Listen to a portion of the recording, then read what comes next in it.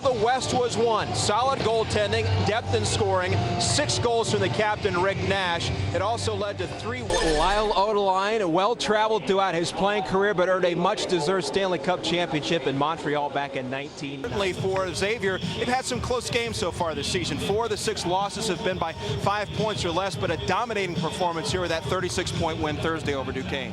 Well, I think this is all that came up during pregame warm-ups. Just really small clumps, not the big turf clumps that you normally see when it's wet. This field is probably in the best condition it's going to be all weekend. Absolutely, great point. We'll ask you about that, Cameron, that forced fumble there on Vince Young. What did you see?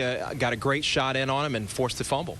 Well, I was just able to Colorado coming in after a homestand in which they went 2-2, and one of those victories was against the Blue Jackets back on October. Their last preseason game was last Friday at Carolina, so plenty of rest, and they will need it with 3 games in the next 4 days, 4 games in the next. This is a team that for the first time in their franchise history won a playoff series last year. They beat Anaheim in 6 games. Pekka Rinne, maybe not the greatest in the postseason, but certainly he is among the top, become a premier goaltender. Going into that early hole, St. Louis jumps out to the 2-0 lead, but again, the Blue Jackets show some perseverance tonight and come back and win this one by the final of 5-2. This is all that came up during pregame warm-ups. Just really small clumps, not the big turf clumps that you normally see when it's wet. This field is probably in the best condition it's going to be all weekend. They kept the tarp on here until about 10:30, pulled it off, and again, it looks fantastic down here at field level. The concern defensively, though, is footing and tackling when the weather is wet. Offensively, the ball being slick. They're going to try to keep the ball dry. Both these teams love to pass, although North Carolina Central would really love to establish. Hello again, everybody. Alongside Bill Davidge, I'm Ray Crawford. Well, a 3-day break,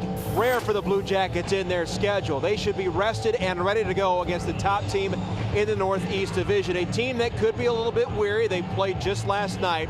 And of course, you combine that with Columbus's improved play, and Bill, that could be a recipe for 2. And he's facing a Maple Leafs team that's been playing pretty good this season. They've won 4 of their last 6 games. As I mentioned, #1 in the Northeast Division. Most recent win, though, coming last night against New Jersey, and a game that Joffrey Lupul will not soon forget. It looked like everything was tilted toward the Blue Jackets' favor. They score first, more times than not they win. They have a lead after the second period. They're undefeated. Well, they did score first. How about R.J. Umberger? A great odd man rush there, a great feed from Fenner Tootin. That made it 1-0 as he beat Brian Elliott. It would stay that way into the second period. And some pressure here applied by the Blue Jackets. Chris Clark pokes it free to Sammy Paulson and doesn't hesitate. He shoots and scores. That made it 2-0 Blue Jackets. You got the sense this team was playing like they should win this game. More insurance later. Christian Huselius to Rick Nash. He scores his team-leading 18th of the season. That made it 3-0, and a victory almost seemed certain.